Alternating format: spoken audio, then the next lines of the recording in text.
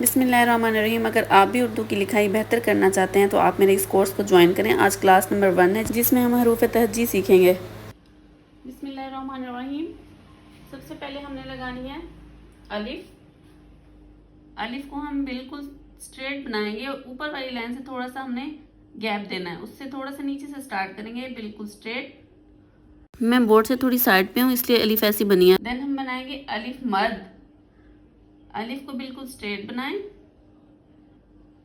और यहाँ से इसको मद को टच नहीं करना। मद जब भी बनानी है इस साइड से थोड़ी सी टेढ़ी, फिर स्ट्रेट और यहाँ से थोड़ा सा फिर से कर्व। ओके, इसको मैं आपको बता देती हूँ कि कैसे बनाते हैं। इस मद की ये वाली साइड हमेशा इस तरह से होती है, थोड़ी सी कर्व में, जैसे एक बोट होती है, कश्ती होती है ना, यहाँ से थोड़ी सी टेढ़ी। तो इस तरह से आपने ये वाली साइड को थोड़ा सा यूं करके बनाना है, फिर जाना है ऊपर। देन यहाँ से आपने थोड़ा सा यूं मोड़ लेना है, ये बन जाएगी मद। अब हम बनाएंगे बे। बे यहाँ से थोड़ी सी टेढ़ी होगी, फिर लाइन पे बिल्कुल सीधा आना है, फिर ये लाइन बिल्कुल स्ट्रेट और सेंटर में एक नुक्ता। ओके, समझ आ गया? आपको कोई भी क्वेश्चन हो आप कमेंट सेक्शन में पूछ सकते हैं। नेक्स्ट, पे, ते और से, इन सब की शक्ल बे जैसी ही होती है, सेम होती है, तो हम बे की तरह ही प्रैक्टिस करेंगे बाकी हरूफों की भी। अब मैं आपको बनाना सिखाती हूँ जीम। जीम को भी ऊपर वाली लाइन से थोड़ा सा नीचे से स्टार्ट करेंगे, थोड़ी सी लाइन टेढ़ी करके स्ट्रेट लाइन। जब भी हमने वापस आना है तो जब ये वाली लाइन इसके साथ इक्वल हो जाए तो हमने इसको थोड़ा सा मोड़ लेना है और इसको लाइन से नीचे लेकर आना है। देन इसके सेंटर में लगा देना है नुक्ता, जीम। अब चे, हे, खे, इनकी शेप भी सेम सेम होती है, तो उसको आपने जीम की तरह ही प्रैक्टिस करना है। अब मैं आपको बनाना सिखाऊंगी दाल। दाल को हमेशा गोल सी शेप में बनाएं और ये लाइन के ऊपर हो। दाल, दाल, जाल, ये सब की शेप सेम है। अब हम बनाएंगे रे। आधी सीधी, आधी टेढ़ी, ये बन जाएगी रे। क्या बन जाएगी? रे। रे, जे, ये। अब बनाएंगे हम सीन। सीन के दो शोशे छोटे बनाएंगे, देन नून गुना थोड़ा सा बड़ा। ओके, सीन की शेप ये वाली भी होती है और दूसरी भी होती है।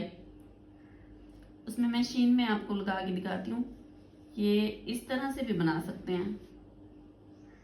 ओके, दोनों शेप्स हम यूज कर सकते हैं, लेकिन आपको याद रहे कि इसको हम लाइन से थोड़ा सा नीचे लेकर आएंगे। अब हम बनाएंगे स्वाद।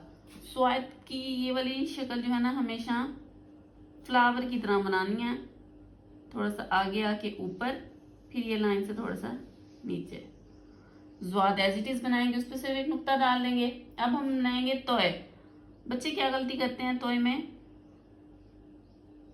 उसको नीचे से गोल बना देते हैं। ऐसे नहीं बनाना, बिल्कुल स्ट्रेट लाइन लेकर यहां से थोड़ा सा मोड़ लेना है, इसी पे बैक जाएंगे और देन हम यूं तोय बना देंगे। ओके, जोय की शेप एज इट इज होगी, एक डॉट लगेगा।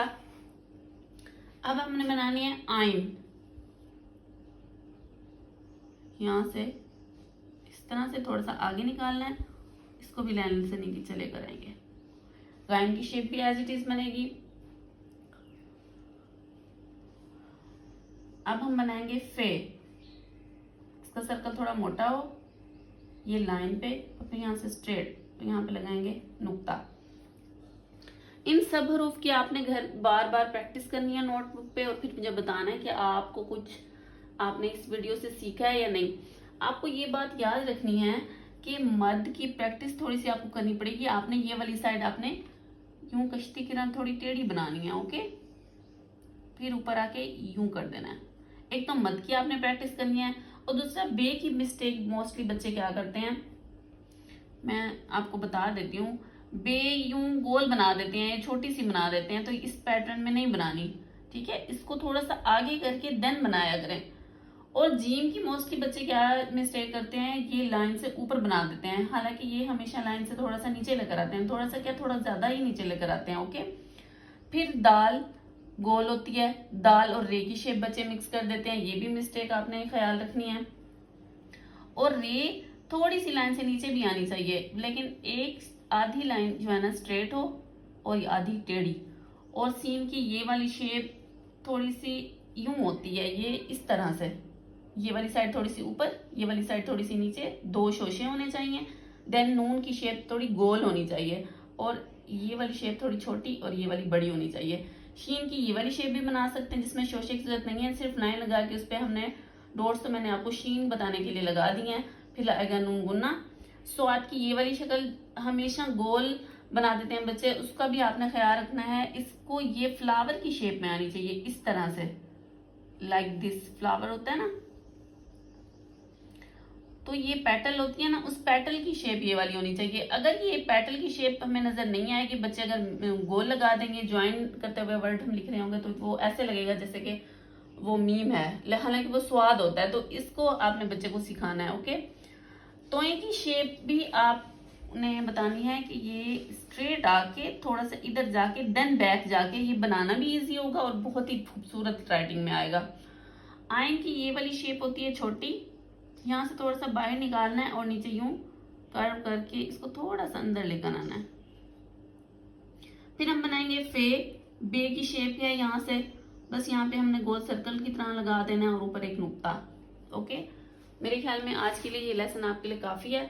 आप इसकी घर में बार बार प्रैक्टिस करें। जो आपको समझ ना आ रहा हो, जो आपको लिखना ना आ रहा हो, जिस वर्ड की प्रैक्टिस करते हुए आपके से बार बार गलती हो रही हो, आप मुझे बताएं, मैं आपको बहुत अच्छे से गाइड करूंगी। इंशाल्लाह आपकी हैंड राइटिंग बहुत प्यारी हो जाएगी।